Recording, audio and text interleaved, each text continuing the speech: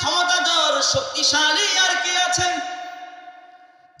এলাকার মধ্যে যদি কোনো বড় লোক থাকে, দেখবেন অর্থ যদি তার বেশি থাকে, দাপটও যদি থাকে, তাহলে এলাকায় তার দাপটের জ্বালায় আশপাশের লোকেরা থাকতে পারে না। আমার সাথে পাঞ্জা দেওয়ার মতো পুরা এলাকার ইউনিয়নের ভিতরে আর কেউ নাই, এমন আছে না নাই? যেমন বলেছিলাম, আমার এই দলকে বাংলাদেশে কেউ ঠেকাতে পারে এরকম বাংলায় কোন দল জন্ম হয় নাই। বিগত দিনে সংসদে আমরা বক্তব্য শুনছি, আছে না নাই? বিগত দিনে সংসদে বলছে যে আওয়ামী লীগকে ঠেকাইতে পারে এরকম কোন মায়ের পোলা জন্ম নেয় নাই, এরকম কোন দল তৈরি হয় নাই। কিন্তু আল্লাহ রাব্বুল আলামিন 1 ঘন্টা আগেও জানতো না ক্ষমতাধর শেখ হাসিনারে দেশ ছাইরা পালাইতে বাধ্য করেছেন তিনি কে?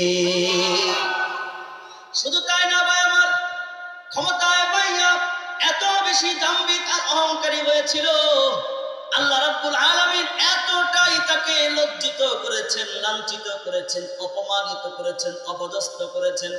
তার বাসভবন থেকে তার পরিহিত নোংরা ছোট ছোট কাপড় পর্যন্ত জাতির সামনে উল্লেখ করে দিয়েছে।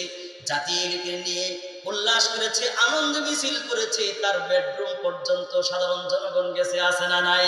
পৃথিবীতে একটা রাজাও এরকম পাবেন না যেই রাজারা এত বেশি অপমানিত আর লজ্জিত হয়েছে, যতটা অপমানিত আর লজ্জিত এই মহিলা বাংলার জমিনে হয়েছে। ঠিক কিনা বলে? এজন্য শিক্ষা নিতে হবে। আমি বলি, আওয়ামী লীগের মতো রাজনীতিবিদ দেশে একটাও নাই। নোংরা রাজনীতি, বাংলাদেশের রাজনীতি নোংরা রাজনীতি। বাংলাদেশের রাজনীতি করতে হলে নোংরা রাজনীতি করতে হবে। এরকম নোংরা রাজনীতি আওয়ামী লীগের চাইতে আর কোন দল বুঝে নাই।